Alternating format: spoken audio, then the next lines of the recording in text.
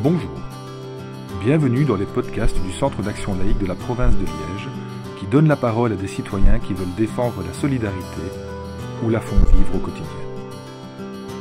Dans la série « Petite histoire de grande valeur », nous donnons la parole à des personnes qui expérimentent la solidarité dans leur vie de tous les jours.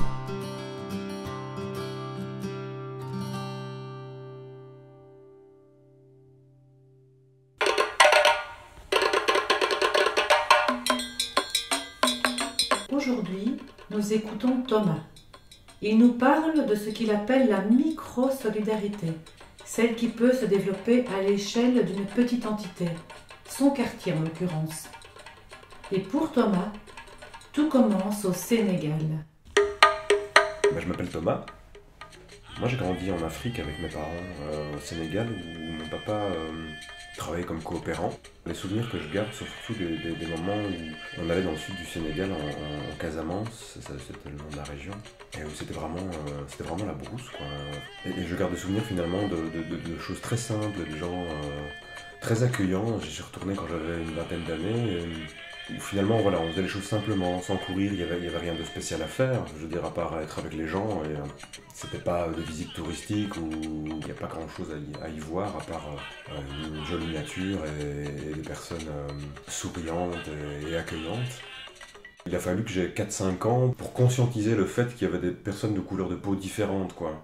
Et donc que dans les gens qu'on fréquentait, parce que mon papa est quelqu'un qui vient d'un milieu, lui, paysan, donc il a fait des études, mais en fait à la base il vient vraiment d'un milieu de la paysannerie pauvre en Belgique, où voilà, enfin, on faisait juste de l'agriculture de subsistance, quoi. Il y avait 2 vaches, un cheval pour tirer la charrue, et puis pour le reste, on cultivait ses champs, et on élevait des poules pour avoir des œufs, et on mangeait ça. Et donc il a toujours gardé cette simplicité, là où ma maman vient d'un milieu plus aisé, mais elle a gardé par contre une très grande ouverture d'esprit, et elle n'était pas dans cette idée de rester dans un milieu qui était le sien. Ils m'ont vraiment, je pense, inculqué cette simplicité, et du coup dans leur fréquentation aussi, parce qu'en Afrique, souvent, ou même dans mon avis dans les autres pays pauvres, les expatriés vivent entre eux, quoi. Et généralement, ils ont un niveau de vie qui est très très élevé par rapport aux populations locales. Moi j'ai le souvenir que non, donc il travaillait à l'université de Dakar, il y avait un chauffeur pour l'université qui conduisait X et Y, et en fait c'était un copain, quoi. Il venait manger à la maison, et puis on allait manger chez eux, et donc j'ai vraiment ce souvenir là aussi qu'on fréquentait toutes sortes de personnes, des gens plus riches, des gens plus pauvres, des expatriés aussi, mais des Sénégalais, des gens de la population locale qui vivaient vraiment là, qui vivaient leur réalité, etc. Alors qu'au Sénégal, sa petite enfance est baignée de simplicité extrême et de profond respect, en Belgique, il découvre que la différence pose de nouvelles questions. C'est quand je suis revenu en Belgique, quand j'avais 8 ans. C'est la campagne ardennaise du fin fond de la Belgique, où donc finalement, une personne d'une autre couleur, d'une autre religion, ça faisait pas partie du décor habituel. Et où je me suis rendu compte que mes copains de classe, finalement très tôt, vers 8-9 ans, avaient des réflexions sur les étrangers, sur les gens différents, etc. Sans en fait probablement n'en avoir jamais fréquenté.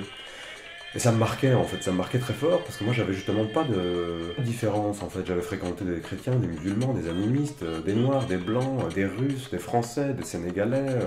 Dans les sénégalais il y a des ethnies différentes, avec des phénomènes parfois de racisme ou de rejet ou d'incompréhension, comme on peut avoir en Belgique avec les différentes communautés qui ne savent pas toujours se blairer, mais en fait qui se connaissent pas au fond. Et donc je pense que j'ai vraiment grandi avec ça, ancré en moi, cette idée de finalement, on est tous différents, mais c'est pas pour ça qu'on est plus intelligents. Donc il y avait des grandes valeurs de tolérance véhiculées dans ma famille. Et il y avait aussi, justement, je crois que c'était vraiment par les origines de mon père, des valeurs de simplicité, quoi. Il n'a jamais été dans un mode de vie ou une façon de penser ou d'être ou des fréquentations qui reflétait le fait qu'il avait pris l'ascenseur social, quoi. En tout cas, c'était cette idée de dire on fait des efforts, on est tolérant et ouvert sur les différences des autres et sur les autres, simplement, en fait, sans même parler de différence, c'est juste on est ouvert sur les autres. Parce que je pense que déjà pointer le fait qu'il y ait une différence, on est déjà dans un biais on se distingue finalement, enfin on est déjà dans un mécanisme un peu, moi, qui me pose problème, parce que je me dis, dès qu'on est en train de pointer la différence, on n'est plus dans le respect, l'acceptation, on est dans la tolérance, c'est-à-dire je te supporte, parce qu'il faut bien. Ça c'est la tolérance, le respect, c'est de dire ok, T'es comme t'es, je suis comme je suis, et à la limite, on n'a même pas besoin d'en parler. Et on peut apprécier, ne pas apprécier, c'est pas la question, mais c'est comme ça. Dans le milieu, en tout cas dans lequel j'ai grandi, c'est pas quelque chose qui était présent. On va plutôt essayer d'être dans l'accueil des personnes pour ce qu'elles ont d'intéressant à apporter. De l'accueil de l'autre tel qu'il est à la mise en œuvre de la solidarité, il n'y a qu'un pas que Thomas avait besoin de franchir.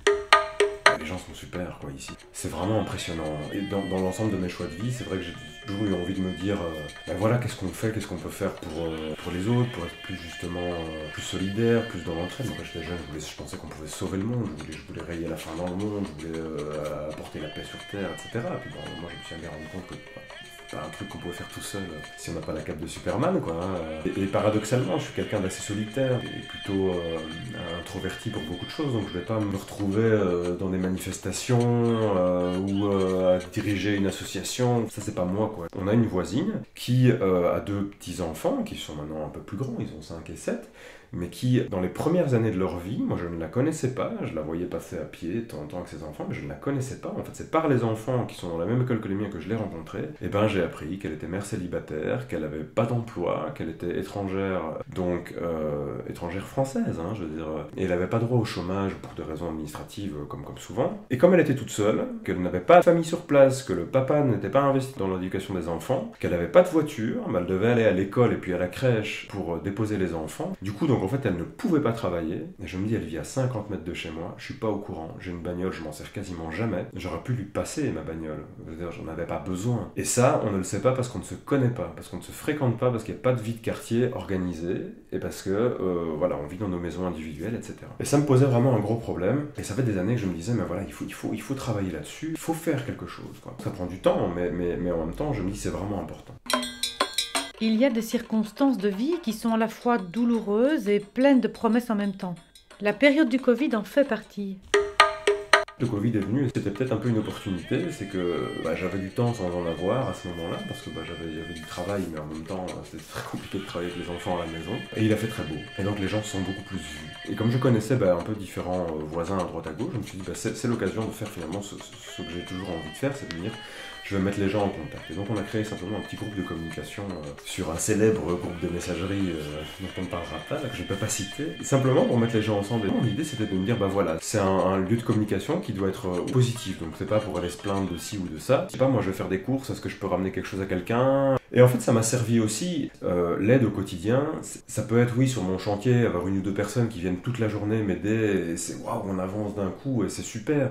Mais il n'y a pas forcément besoin de dégager 8 heures de son temps et plein de muscles et des outils pour se sentir aidé. Moi, au quotidien, la solidarité, j'en bénéficie avec des gens qui me disent « Ah, c'est chouette ce que t'as fait, t'avances bien, allez, courage », des gens qui supportent le fait que c'est un chantier et que donc c'est moche, ça fait de la crasse, ça fait du bruit, et qui me disent « Mais faut ce qu'il faut, et c'est chouette que t'avances, etc. » Et donc qui sont encourageants, simplement en disant « T'inquiète pas si tu fais de la crasse, on est tous passés par là, il faut passer par là, etc. » Des gens qui donnent des conseils, des gens qui viennent un peu simplement papoter, discuter, dire « Bah ça va, est-ce que tu tiens le coup sous la pluie, sous le vent, sous le machin ?» Et ça, en fait, c'est énorme comme force. Et donc c'est des fois simplement 5 minutes, quelqu'un qui vient s'arrêter pour discuter et t'encourager, c'est super précieux. La plupart des gens sont extrêmement généreux et empathiques. Il y a du positif à tirer chez chaque personne, quoi. C'est assez phénoménal. Pour vivre la solidarité, à chacun son approche. Pour Thomas, l'avenir passe par la dynamisation du micro-local, de son quartier, avec ses voisins. Les petits changements, ils sont possibles, mais il faut dynamiser, ça faut mettre de l'énergie. Et cette énergie, justement, elle vient pas naturellement. Et c'est ça dont je me suis rendu compte, et je me suis dit, c'est vraiment important pour moi de faire ça. J'ai vraiment envie que ça aille beaucoup plus loin, parce que je crois que c'est l'avenir du quartier, c'est l'avenir des sociétés, c'est l'avenir des communautés, etc. C'est vraiment de vivre au niveau local, mais vraiment au niveau micro-local. C'est d'avoir de l'entraide là, parce que le jour où il y aura une catastrophe, on vient de le voir avec les inondations, chacun, en étant un petit peu éloigné, a été donné un coup de main.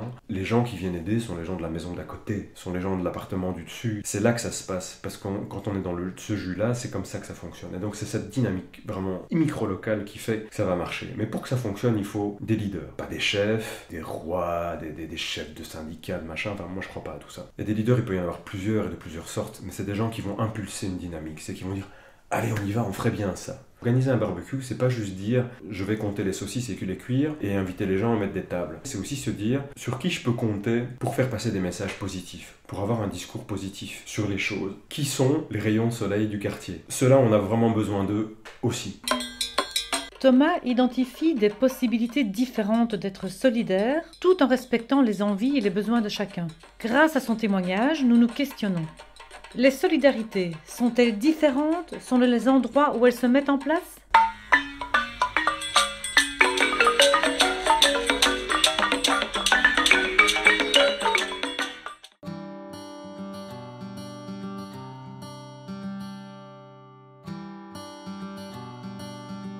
Merci d'avoir écouté cette petite histoire de grande valeur. Retrouvez-nous bientôt pour un nouvel épisode. N'hésitez pas à découvrir notre deuxième série de podcasts En lutte pour entendre des personnes qui luttent contre des oppressions. Vous pourrez retrouver l'ensemble des podcasts du Centre d'action laïque de la province de Liège sur nos différents réseaux, notre page Facebook, le flux RSS pour votre appli préférée de podcast, Spotify, YouTube et bien sûr le site internet de notre association www.caliege.be.